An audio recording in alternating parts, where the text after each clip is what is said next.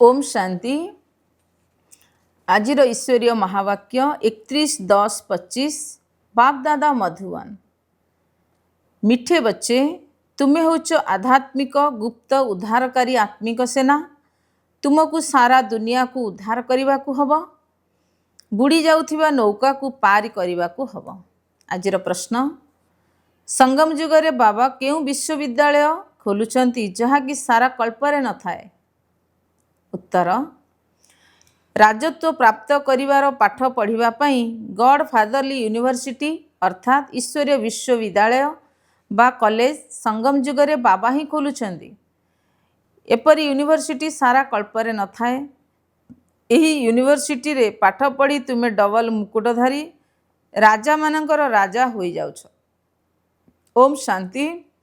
मधुर आत्मिक संतान मानंकु सर्वप्रथमे बाबा पचारुछंदी, जेतेबेले एठारे आसी बसुछ सेतेबेले निजकु आत्मा भावी बाबा को मने पकाउछ? काहेकि ना एठी तुमर कोनोसी कामधंदा मित्र संबंधी आदि नहांती। तुमे यही विचार नहीं आसुछ जे आमे अविनाशी पितांक सहित मिलन करने को जाउछु। किए कहउछंदी? आत्मा शरीर द्वारा कहूछि। पारलौकिक बाबा यही शरीर को उद्धार रे नहीं छंती। ब्रह्मा बाबा द्वारा बुझाउछंती। यह थरे ही होई थाए जहाँ बेहदर पिता आसी शिखाउछंती। निजको आत्मा भावी बाबा को मने पकाइले तुमर नौका पार हबो। समस्तंगर नौका बुड़ी जाइछि। जिए जेतिकी पुरुषार्थ करिवे सेही हिसाब रे नौका पारी हबो। गायन करुछंती जे हे माझी मोर नौका पारी करि दियो। वास्तव रे प्रत्येकंकु निज पुरुषार्थ आधार रे पारी हेबार अछि। जेपरी पहरा शिखाई थांदी पुणी जेतेबेले शिखी जाई थांदी सेतेबेले निजे ही पहरी थांदी। ए सब हैला शरीरर कथा। यह होछि आत्मिक जगतर कथा। तुमे जानिछ जे आत्मा एबे पंकरे फसी जाइछि। एही संबंध रे हरिणर मध्य उदाहरण अटंती दियंती। पानी भाबी जाई थांदी किंतु सेठारे कादुओ थाए, तेणु पंकरे छंदी होई जाई थांदी। केबे केबे स्टीमर मोटर आदि सबु मध्य कादुओरे दबी जाए, पुणी सेगुड़ी को उद्धार करा जाए। सेमाने समस्ते हेउछंती उद्धारकारी सैन्य। तुमे होछ आत्मिक सैन्य। तुमे जानिछ जे समस्ते मायार पंकरे बुड़ी जाउछंती। एहाकु मायार दलदल बा पंक कुहा जाए। बाबा आसी बुझाउछंती जे एठाकु तुमे किपरि बाहरी पारिबो। सेमाने उद्धार करिथांती। एथिरे मनुष्य को मनुष्यर साहाय्य दरकार होई थाए। एठारे तो पुणी आत्मा पंकरे बुड़ी जाइछि। बाबा रास्ता बताउछंती जे तुमे किपरि एठारु बाहरी पारिबो। तापरे तो अन्य मानकु मध्य रास्ता बताई पारिबो। निजकु एवं अन्य मानकु रास्ता बताइबा को हबो जे तुमरो नौका मध्य विषय सागर क्षीर सागर को किपरि जाई पारिबो। सत्ययुग को क्षीर सागर बा सुखर सागर कहउछंती। यह होछि दुखर सागर। रावण दुनिया रे रावण दुखर सागर रे बुड़ाउछि। बाबा आसी सुखर सागर को नहीं जाउछंती। तुमको आत्मिक उद्धारकारी सैनिक कुहा जाउछि। तुमे श्रीमत आधार रे समस्त को रास्ता देखाउछ। समस्त को बुझाउछ जे दुई जन पिता अछंती, जने शारीरिक पिता और जने आत्मिक पिता। लौकिक पिता थाई मध्य समस्ते पारलौकिक पिता को मने पकांती, किंतु तांको बिल्कुल जानती नहीं। ताहा कोनोसी ग्लानि करू नाहंती, किंतु ड्रामार रहस्य को बुझाउछंती। ए कथा मध्य बुझावा पई कहउछंती जे एई समय रे सबु मनुष्य मात्र के पांच विकार रूपी पंकरे फसी जाइथिबा आसुरी संप्रदायर अटंती। दैवी संप्रदाय को आसुरी संप्रदायर लोके जाय नमस्कार करिथांती, काहेकि ना सेमाने संपूर्ण निर्विकारी अटंती। सन्यासी मानंकु नमस्कार करिथांती। सेमाने मध्य घर द्वार छाड़ी जाइथांती।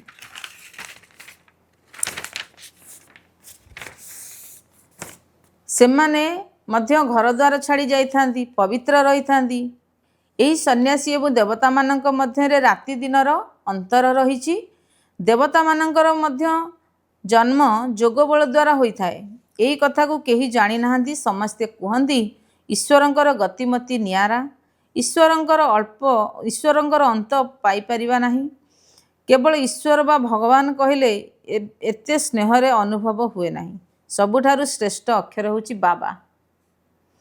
मनुष्यर बेहदर बाबा को न जानिबा कारणरू जेपरी अनाथ होई जाइछन्ति।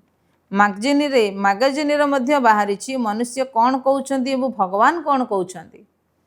बाबा किछि गाली देउनाहांती, संतान मानकु बुझाउछन्ति। काहेकि ना बाबा तो समस्त को जानती ना, बुझाइबा पई कहउछन्ति। एमानक मध्यरे आसुरी गुण अछि, परस्पर मध्यरे लड़ाई करुछन्ति। एठारे तो लड़ाईर आवश्यकता नहीं। सेमाने होउछन्ति कौरव अर्थात आसुरी संप्रदाय। यह होउछि दैवी संप्रदाय। बाबा बुझाउछन्ति मुक्ति बा जीवन मुक्ति पई मनुष्य मनुष्य को राजयोग शिखाइबे, यह होई परिबो नाही।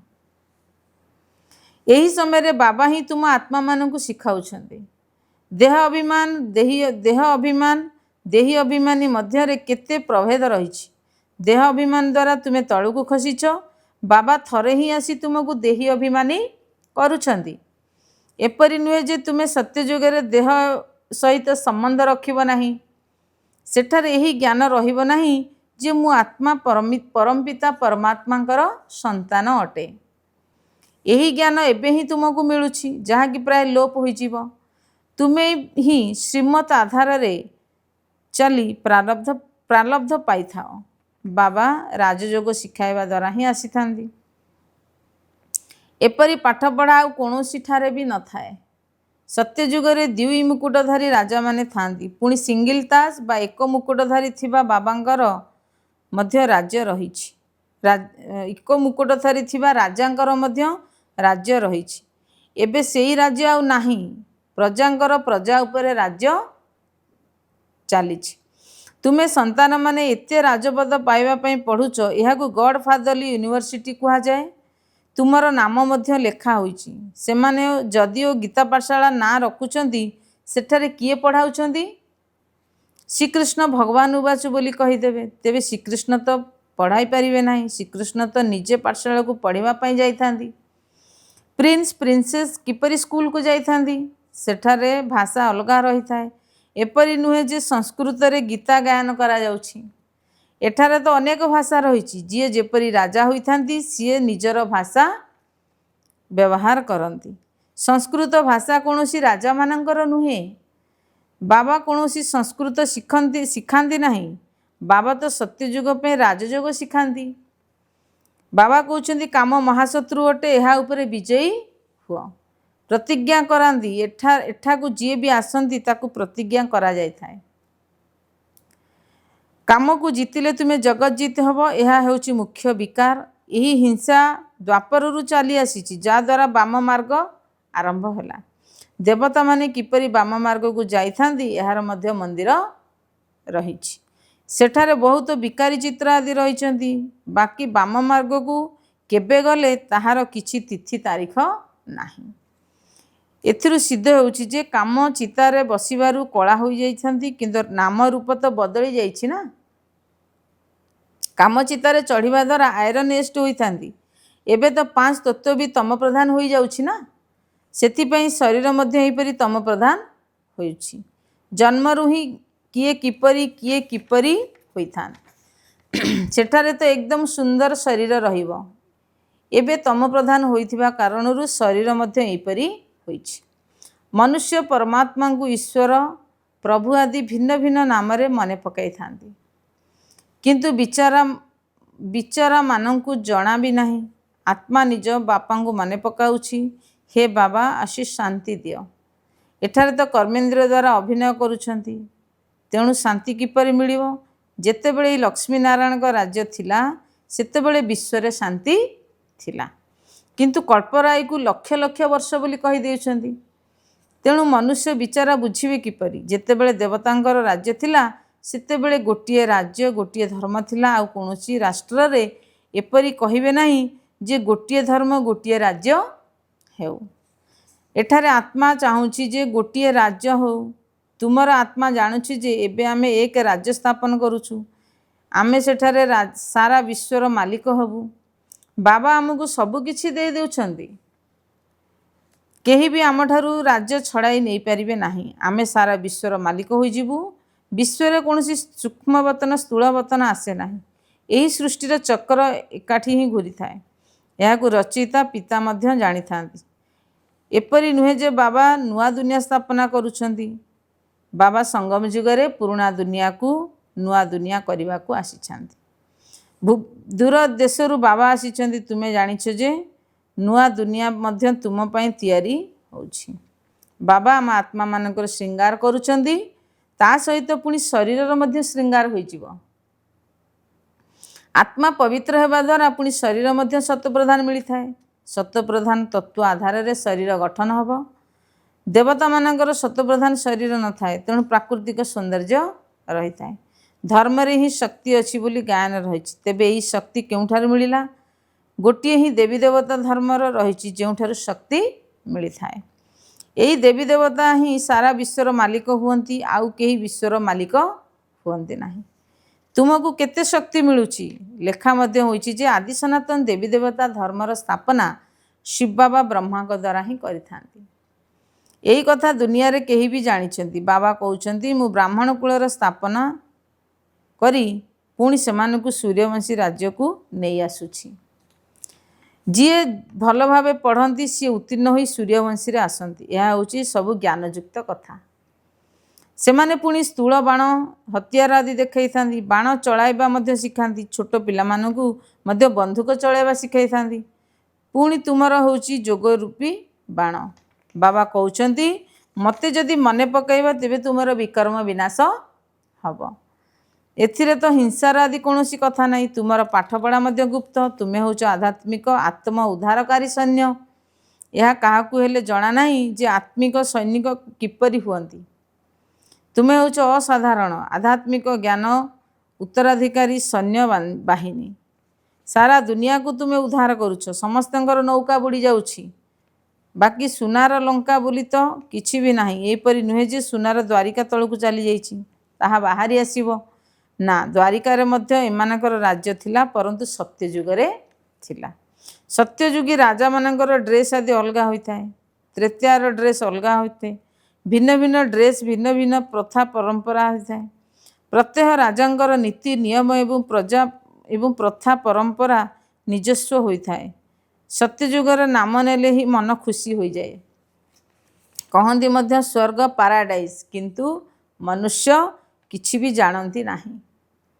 मुख्यतः होची यही दिलवाड़ा मंदिर अबिकल तुमर स्मृति चिन्ह।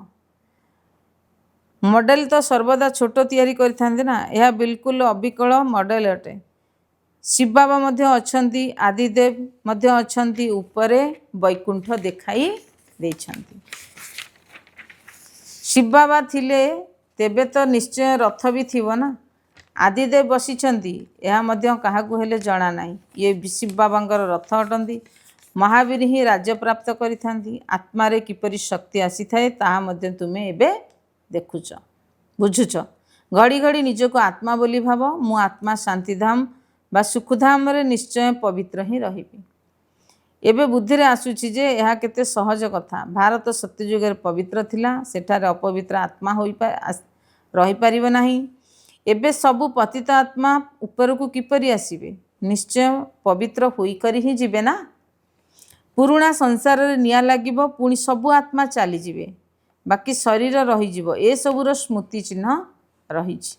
होलिकार अर्थ केही जणे केही कोन बुझंती? सारा दुनिया एथिरे स्वाहा हेबार अछि। यह हूँ ज्ञान यज्ञ। ज्ञान अक्षर को बाद दे बाकी रुद्र यज्ञ आदि कही दौरान। वास्तव में यह हूँ रुद्र यज्ञ। यह ब्राह्मण मान द्वारा ही रचना होता है। तुम्हें हूँ संपूर्ण सत्य ब्राह्मण। प्रजापिता ब्रह्मांकर तो संतान अंटती ना। ब्रह्मा द्वारा ही मनुष्य सृष्टिर बीजरूप होता है। ब्रह्मा को ही ग्रेट ग्रेट ग्रांडफादर बोली कहा जाए। यहाँ वंशावली रही ना। सेमिति अलग अलग वंशर वंशावली रखी था ना। तुम बुद्धि रे अच्छी जे मूल वतन रे अधिक आत्मा मानकर वंशावली व विधिपूर्वक रही थाए। शिव बाबा पुणी ब्रह्मा विष्णु शंकर बा लक्ष्मी नारायण आदि होउछंती मनुष्य मानकर वंशावली। अच्छा, धारणा पाई मुख्य सारांश 1 नंबर। आत्मिक उद्धारकारी सैनिक होई निजकू एवं समस्त को सठिक रास्ता देखाइबा को हबो। सारा दुनिया को विषय सागर उद्धार करने बाबांकर संपूर्ण साहाय्यकारी हेबाकू पड़िबो। 2 नंबर ज्ञान जोग आधार रे पवित्र होई आत्मार श्रृंगार करने को हब। शरीर नुहे आत्मा पवित्र हो गले शरीर श्रृंगार स्वतः हो। आजिर वरदान दूरे रहिबा परिवर्ते प्रति मुहूर्त रे बाबांकर सहारार अनुभव करुथिबा निश्चय बुद्धि विजयी भव। विस्तार विजयी भवर वरदानी आत्मा प्रति मुहूर्त रे निजकु परमात्मा सहारा रूपी छत्र छाया तले रहिथिबार अनुभव करिथाए।